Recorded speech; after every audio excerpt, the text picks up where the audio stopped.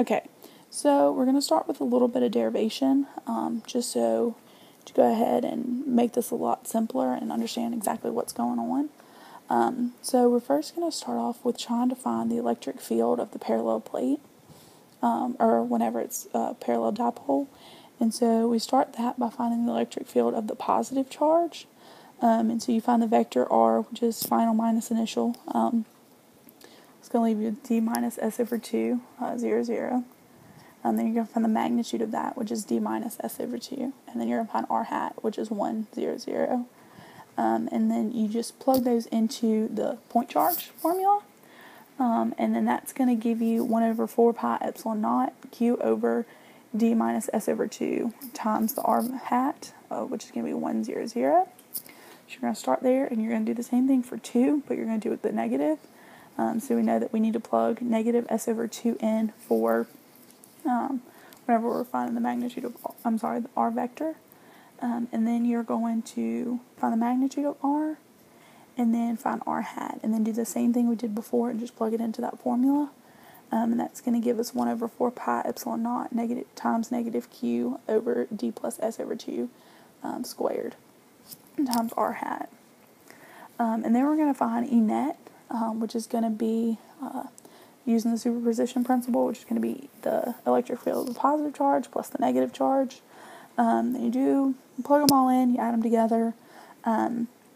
Algebra is super messy with that, so I'm just going to simplify that, and that's going to go down here. And that's going to give me 1 over 4 pi epsilon naught 2qs over d cubed.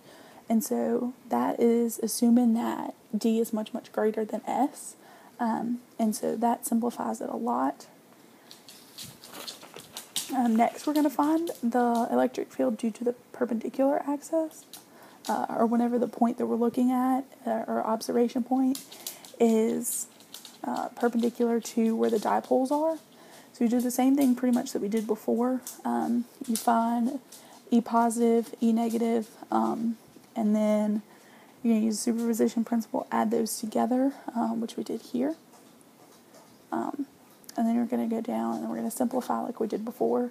And then we're going to get the E from the perpendicular plate is 1 over 4 pi epsilon naught times qs over d cubed times r hat, which is negative 1, 0, 0. And so that's just pretty much the derivations for both of those formulas. And that's going to lead us into our question that we're going to be looking at.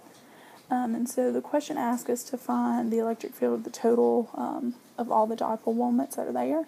There was 2, and there's one on the parallel axis and one on the perpendicular axis. And so we're first going to look at the perpendicular. We're going to use the formula that we derived earlier. And then we were given all of these numbers here, and so we were given that Q is equal to 2 nanocoulombs, S is equal to 1 millimeter, R is equal to 8 centimeters. But make sure you convert those from nanocoulombs to coulombs and from millimeters and centimeters to meters, because if not, your answer's going to be a little bit off or a lot. And then you're going to get the answer for that, plug it into the calculator, and you're going to get 35.16 newtons per coulomb. And then you're going to do the same thing for the parallel charge. Just plug those in, make sure you convert. And then you're going to get 70.31 newtons per coulomb. And then for E total, your superposition principle like we used earlier, and you're going to get the perpendicular plus parallel, add both those numbers together, like those two numbers, and you're going to plug them in, and then you're going to get 105.47. And here, I just kind of drew some little pictures. This is the electric field due to the parallel charge. Positive was pointing down, negative was pointing up, and E total was pointing up. Because when you do the superposition principle, you're going to get an E total, which is pointing up. Same thing with here. This is the perpendicular axis. Got E positive going over here, E negative going over here, and then E total going straight up. And then E total, whenever you add E total here plus the E total over here, you're going to get an E total pointing straight up. And this is kind of the picture we started out with. You have your perpendicular one here and your parallel dipole there. So.